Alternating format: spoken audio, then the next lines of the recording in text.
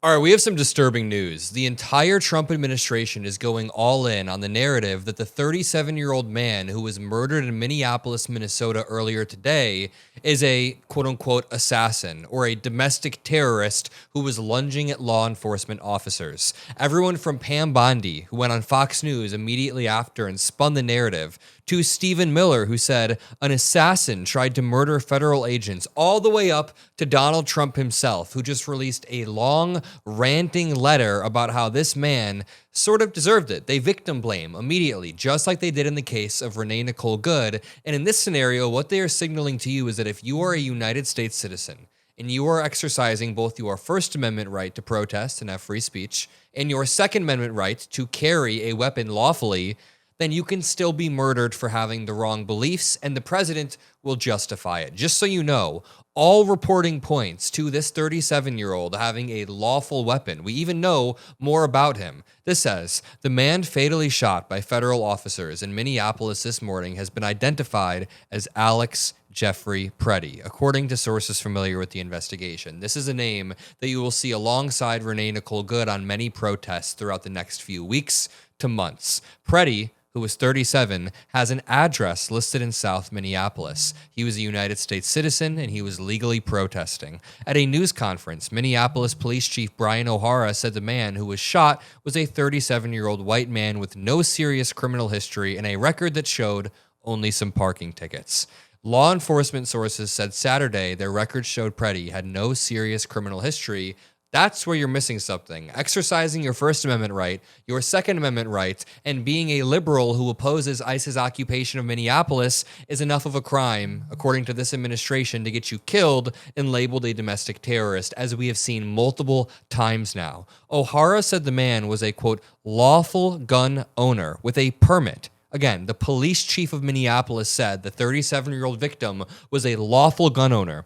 Records show that Pretti attended the University of Minnesota. State records show Pretti was issued a nurse license in 2021, and it remains active through March of 2026. We also have new video footage, a new angle showing how absolutely sickening this murder was, but we'll get there in just one moment. I first want to show you what Stephen Miller said about the 37-year-old nurse. He said, quote, an assassin tried to murder federal agents, and this is your response. And he was, quote tweeting Senator Chris Murphy, who was laying out points about how ICE needs to evacuate Minneapolis and Congress needs to defund ICE, which is very, very true. Stephen Miller then doubles down and says, quote, a domestic terrorist tried to assassinate federal law enforcement, and this is your response. You and the state's entire Democrat leadership team have been flaming the flames of an insurrection for the singular purpose of stopping the deportation of illegals who invaded the country. I just want you to keep this twisted spin on events in your mind when I show you this final version of events, this final video. Stephen Miller will be more than happy to label me, you, any American citizen, any law-abiding human being, a domestic terrorist, an assassin, if they oppose his sick, twisted ideology. A man was quite literally murdered for simply filming an ICE agent, which is very legal, and the Supreme Court has said multiple times is a constitutional right to film law enforcement. I mean, just to run you through the series of events and then show you this video, you can back up to the moment that this man was confronted by federal enforcement. You can see he's standing there peacefully on the side of the road when one agent is confronting him. Another agent hops out of a vehicle and begins to walk up. There are now two agents surrounding the now deceased 37-year-old victim. You then see more ICE agents hopping out of this vehicle and walking up to him, but he then gets pushed back by this ICE agent. It's important to point out the ICE agent is the one who escalates and lays hands on the 37-year-old. If anybody pushed an ICE agent in this manner, they would be immediately killed, and he didn't. He didn't push the ICE agent. The ICE agent pushed him. Then we jump over to the footage obtained by Drop Site News of the entire event happening. I'm going to walk you through exactly what happens in this video footage, but I'm not going to show the moment that he's shot and killed because then YouTube would derank this video and show it to nobody. But if you want to help boost the message, make sure you drop a like and subscribe to the Adam Mockler feed below. What you're about to see is the man, the 37-year-old nurse, in the brown jacket on screen, gets pepper sprayed and shoved to the ground by a violent ICE agent. Then another ICE agent comes and grabs the 37-year-old nurse's gun and then the 37-year-old gets shot multiple times. When I play the video, you see an ICE agent right there shove this woman to the ground. She falls over, and Brian goes, dude, what the hell? He begins to get aggressively pepper sprayed by this ICE agent. Pepper sprayed even further. He can't see. He gets shoved to the ground. Then he gets pulled away from the person he's trying to latch onto, and he gets shoved to the ground. Now, I'm going to pause it here. I want you to pay attention where my cursor is. There is an ICE agent in a gray jacket. The ICE agent in the gray jacket then walks up and grabs the gun. He reaches around and he grabs the gun out of the 37-year-old nurse's waistband. He walks away with the gun. Then the 37-year-old is shot, not once, not twice, but about 6 times while he's laying there motionless, pinned down. This is absolutely, unequivocally an execution. There's no way to spin it otherwise unless you are the deranged president of the United States and Stephen Miller and Pam Bondi. Let's start off with Trump's post. His is easily debunkable. He pivots and tries to obfuscate by saying, this is the gunman's gun, loaded. And you see he posts a photo of the gun. He says, with 2 additional full magazines and ready to go. What is that all about? You want to know what it's about? He is a lawful carrying U.S. citizen who is peacefully standing there. Where are the local police? Why weren't they allowed to protect ICE officers? The mayor and the governor called them off. That is not true. It is stated that many of these police were not allowed to do their job, that ICE had to protect themselves. Not an easy thing to do. Why does Ilhan Omar have $34 million in her account? Where are the tens of billions of dollars? Notice the complete non sequitur. Donald Trump just completely pivoted, trying to direct our attention on something else like it's sleight of hand. His old magic tricks of media attention don't work anymore when we have videos of this event taking place. Stephen Miller trying to spin this, calling this man a domestic terrorist, trying to assassinate federal law enforcement. Dude, he was pinned to the ground. We have video that shows he's not trying to assassinate anybody. He's literally trying to protect and help people as he's being pepper sprayed. I think one of the most sickening things was Pam Bondi's spin on Fox News that happened right after the shooting. Take a listen. This has been hard to watch for everyone involved. Let me just get your initial thoughts of what's happened here in Minneapolis in the last couple of hours. Well, why this has happened in Minneapolis is because you have a mayor, you have a governor who has declared Minneapolis a sanctuary city, saying, bring your worst of the worst to Minneapolis. You're invited here. We will protect you. Aisha, these are the arrests. These are just the arrests. Dude, nobody has said bring the worst of the worst to Minneapolis other than Donald Trump himself. There is a strong Somali community in Minneapolis that contributes and that is loved. Donald Trump is trying to terrorize them. Pam Bondi is trying to pin this on them, but the worst of the worst are actually the radicalized far-right ICE agents that are going in with masks and just murdering people. Let's continue. That ICE has been making, and that's why Donald Trump has ICE in Minneapolis to protect the citizens. Sodomy of a boy, strong-arm robbery. Sexual assault, sodomy of a girl under the age of 16. Rape, 12-year-old girl. Strong-arm rape, ag assault. Convicted rape, child fondling. These are all the illegals that Joe Biden was letting into our country.